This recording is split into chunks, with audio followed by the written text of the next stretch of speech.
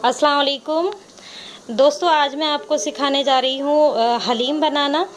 हलीम हमें बनाने के लिए जो चाहिए, सबसे पहले हमें चाहिए है गोश्त। गोश्त मैं करीब 1 किलो ले रही हूँ।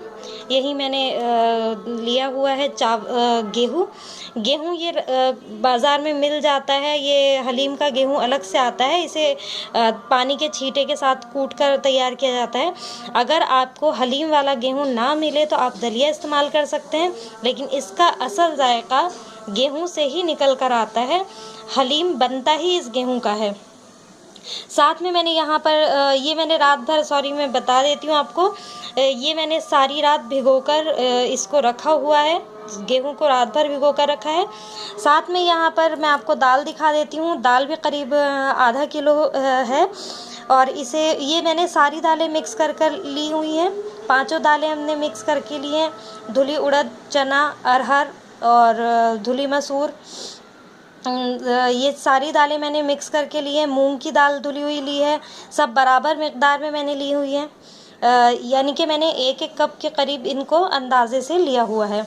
ये तो हमारे दालें हैं जिनको हम उबालेंगे। इन्हें अलग अलग करके हमें उबालना होगा। यहीं पर मैं आपको दिखाती चलती हूँ जो मसाले हमें चाहिए हैं। सबसे पहले यहाँ अदरक लहसुन का पेस्ट करीब मैंने 2 बड़े चम्मच लिए हैं।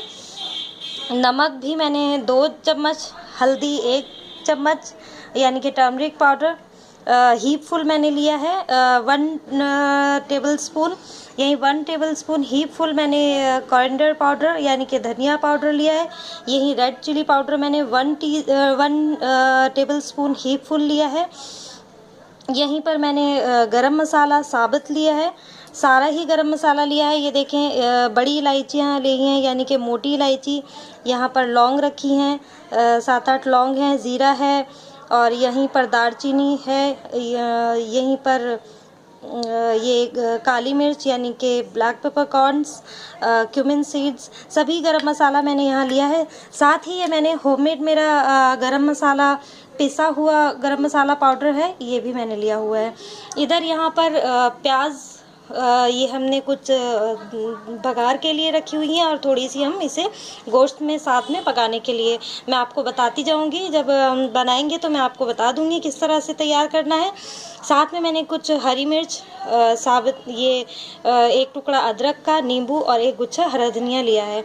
तो अब हम तैयार कर लेते हैं हलीम बनाना। हलीम के लिए सबसे पहले ये गेहूं मैं एक प्रेशर कुकर में नमक के साथ इन्हें उबाल लूँगी और इन्हें हमें बहुत अच्छी तरह गलाना है और इन्हें घोट देना है। साथ ही ये दाल भी मैं एक अलग बर्तन में चढ़ा लेती हूँ। ये मैं प्रेशर कुक करने वाली हूँ गेहूँ, और साथ ही दाल, अगर आपके मेरे पास अभी फ़िलहाल 1 कुकर है तो मैं गेहूँ उसमें चढ़ा दूँगी और ये दाल खुली बना रही हूँ। अगर आप प्रेशर कुक करना चाहें तो आप दाल को भी प्रेशर कुक करके कर सकते हैं। ये मैंने पहले ही भिगोकर इसे धोकर रखा है। तो अब हम दाल और गेहूँ अलग अलग चढ़ा लेते हैं। देखिए, मैं इस प्रेशर कुकर में खूब खुला पानी मैंने लिया है और गेहूं मैं इसमें डाल चुकी हूँ। इसमें मैंने 1 चम्मच, ये देखिए, भर कर नमक डाला है और इसे मैं पकने रख दूंगी। साथ ही अब हम मसाले डाल देते हैं। इस पतीली में मैंने दाल ली है तो इसमें भी मैं 1 चम्मच भर कर डाल देती हूँ नमक, और इसी में मैं डाल देती हूँ ये 1 चम्मच यानी कि टीस्पून मैंने इस्तेमाल किया है। ये हम मिर्च ले लेते हैं हीपफुल, और ये मैंने ½ टीस्पून मैंने हल्दी पाउडर लिया है। यहीं पर मैं लेने वाली हूँ अदरक लहसुन का पेस्ट, ½ टीस्पून, और अब हम इसे पकने रख देते हैं। दाल पकने रख दी है। करीब मैं आधा घंटा, जब तक कि ये गल ना जाए तब तक मैं इसे पकाऊंगी और हमें खूब अच्छी तरह इसे गला लेना है।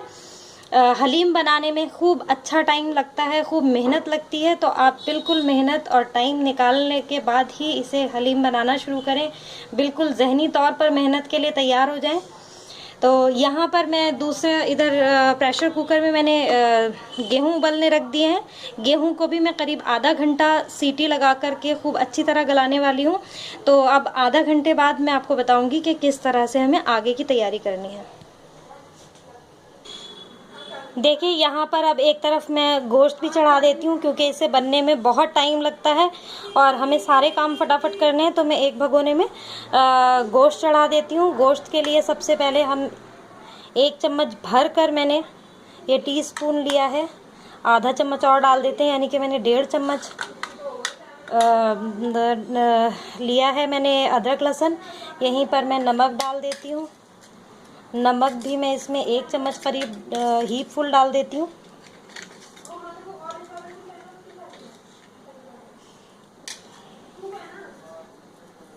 ये देखिए तकरीबन मैंने 1 चम्मच इसमें डाल दिया। यहीं पर मिर्च, ये खूब चटपटा बनता है तो मिर्च भी मैं करीब 1.5 चम्मच डाल रही हूँ।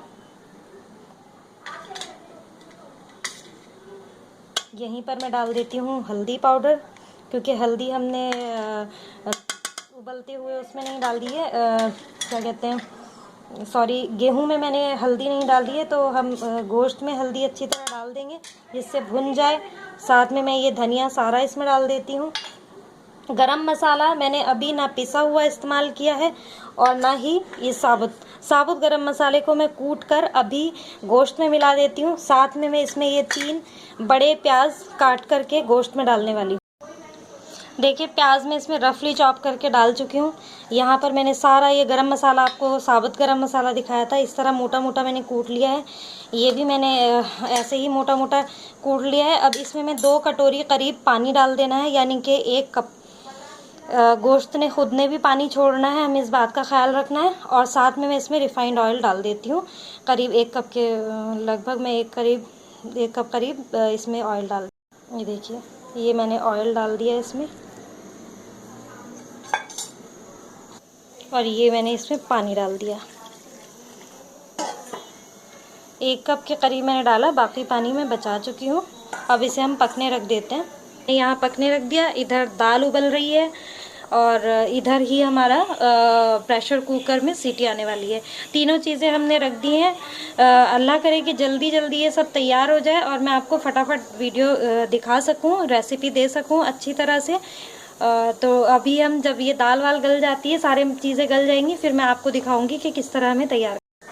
देखिए ये गेहूँ हमारे उबल गए हैं और ये देखिए ये अभी बहुत मोटे मोटे दिख रहे हैं, गल तो चुके हैं लेकिन बहुत मोटे हैं। अब हमें इन्हें अच्छी तरह घोटना लेकर के, अगर आपके पास लकड़ी वाला घोटना हो तो आप वो ले सकते हैं, लेकिन मैं अभी इससे ही इसे अच्छी तरह घोट दूंगी। देखिए मैं अभी घोट कर दिखा देती हूँ किस तरह घोटा जाएगा। ये देखिए इसे हम इस तरह से खूब बारीक घोट लेंगे। ये देखिए हमें इसे बहुत अच्छी तरह घोटना है, कहीं भी इसके रेशे, मोटे दाने कुछ नज़र नहीं आना चाहिए। घोटने में हमें बहुत मेहनत करनी है, यही इसकी असल मेहनत है। दाल को भी हमें इसी तरह अच्छी तरह घोटना है जब तक कि ये महीन ना हो जाए। बिल्कुल मैश कर देना है इसको अच्छी तरह से। ये देखें मैं इसी तरह इसे घोट करके बिल्कुल मैश कर दूंगी। इसे खूब अच्छी तरह मैश करना है जब तक कि इसके दाने सब ख़त्म ना हो जाएं। देखिए इधर दाल भी हमारी पक रही है, ये देखिए गल गई है ये अच्छी तरह से। थोड़ी देर में हम इसे भी अच्छी तरह मैश कर देंगे। बिल्कुल हमें इसके दानों को इसके बिल्कुल मैश कर देना है। ज़रा भी इसके दाने, चाहे दाल हो या गेहूं, हमें बिल्कुल उसे महीन कर देना है कि बिल्कुल ना दिखे। देखिए ये गोश्त भी हमारा हमने गलने लगा रखा हुआ है, गल जाएगा अभी ये थोड़ी देर में। इसे हमने गलने के लिए रखा हुआ है। जब तक हम दाल घोटते हैं, गेहूं अच्छी तरह से घोट लेते हैं, सारी चीज़ों को मैश करते हैं, जब तक ये गोश्त भी इंशाल्लाह गल जाएगा। तो अब मैं गेहूं घोटने के लिए क्या गला ले लिया है, इसमें मैं डाल करके अच्छी तरह मैश कर लूँगी, क्योंकि कुकर में ठीक तरह से मैश नहीं हो पा रहे हैं। ये देखिए यहीं पर ये अच्छी तरह से इसको हम ये खुला बर्तन है तो इसमें आसानी से हम मैश कर सकते हैं। रखा हुआ है, ये गलने के साथ साथ मसाला इसका भुनता भी चला जाएगा, तो हमें इसे भूनने की ज़रूरत नहीं होगी। ऑयल हमने पहले ही डाला हुआ है, तो जब तक हम सारी दाल और ये गेहूँ मैश करते हैं तब तक इंशाल्लाह ये भी गल जाएगा। तो हम अब गेहूँ मैश कर लेते हैं। देखिए यहाँ मैं गेहूँ बहुत अच्छी तरह से इसको मैश कर चुकी हूँ। इसी में अब हम दाल डाल देते हैं। ये देखिए दाल अच्छी तरह गल चुकी है। इसी को मैं दाल को भी मैं इस बर्तन में एक साथ पलट लेती हूँ।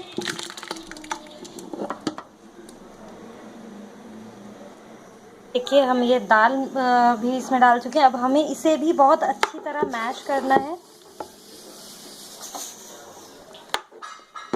इसमें भी हमें इतनी अच्छी तरह इसे मैश करना है दाल को मिला करके कि इसके कोई भी दाल साबुत नज़र ना आए। तो मैं मैश कर लेती हूँ। देखिए यहाँ पे मैंने दालें भी अच्छी तरह डाल करके इनको मैश कर दिया है खूब अच्छी तरह से। आप देख सकते हैं काफ़ी थिक हो रहा है ये। और अभी गोश्त भी हम गला चुके हैं। तो अब मैंने क्या करना है, इसमें सारा गोश्त पलट देना है। तो मैं गोश्त पलट देती हूँ। इसमें ही हमें मिक्स करना है। गोश्त डाल चुके हैं, इसमें थोड़ा सा पानी मैंने गोश्त का धोकर डाला है। जो जिस बर्तन में हमने गलाया था साथ साथ भून भी दिया था। अब मैं इसमें थोड़ा सा पानी करीब 1 गिलास मिला देती हूँ क्योंकि काफ़ी गाढ़ा हो रहा है ये। अब हम इसे मिक्स करके देख लेंगे कि किस तरह का ये है, तैयार हुआ है। मिक्स कर चुकी हूँ और ये इतना अभी गाढ़ा हो रहा है। इतना गाढ़ा हमें तैयारी पर चाहिए जब ये तैयार हो चुका होगा। तो अभी मैं इसमें आधा ग्लास पानी और मिला देती हूँ और अब हम इसे चूल्हे पर रख देंगे। पहले मैं इसे 10 से 15 मिनट तेज़ आंच पर रखूँगी जब तक कि इसमें उबाल ना आ जाए। उसके बाद मैं इसको सिम पर करके करीब आधा घंटा पकाने वाली हूँ। तो मैं इसे गैस पर रख देती हूँ। ये मैंने रख चुकी हूँ मैं इसे, और ये अब हम इसे पका देंगे। इंशाल्लाह जल्दी ये तैयार हो जाएगा। तो ठीक है, हम थोड़ी देर बाद इसे देखते हैं जब ये पक जाएगा। देखिए ये गरम होने लगा है। देखिए बुलबुले इसमें उठने लगे हैं। तो मैंने इसे सिम पर कर दिया है। अब आधा घंटा मैं इसे सिम पर पकाने वाली हूँ। बिल्कुल लो फ्लेम मैंने कर चुकी हूँ मैं इसकी। यहीं पर दूसरी तरफ जब तक ये हलीम तैयार होता है, हम इस तरफ इसका बघाड़ तैयार करके रख लेते हैं। पहले ही तेल मैंने गरम कर चुकी हूँ और ये 1 प्याज पूरा मैंने इसमें फ्राई करके डाला है। देखिए 3 प्याज मैंने गोश्त में पकते हुए डाले थे, 1 मैंने इसमें डाला है और बाकी का हमने सलाद के लिए हम तैयार कर चुके हैं। तो ये इधर बघार तैयार कर लेते हैं हम जब तक ये हलीम बनकर हमारा तैयार होता है। हम बघार तैयार कर लेते हैं और इसके प्याज हम निकाल कर थोड़े से गार्निशिंग के लिए रख देंगे। तो मैं बघार तैयार कर लेती हूँ। देखिए इसे पकते हुए आधा घंटा हो चुका है और ये देखिए इस तरह से ये तैयार हुआ है। इतना लिक्विड है, इतना इसको हमने रखना है, इसकी कंसिस्टेंसी।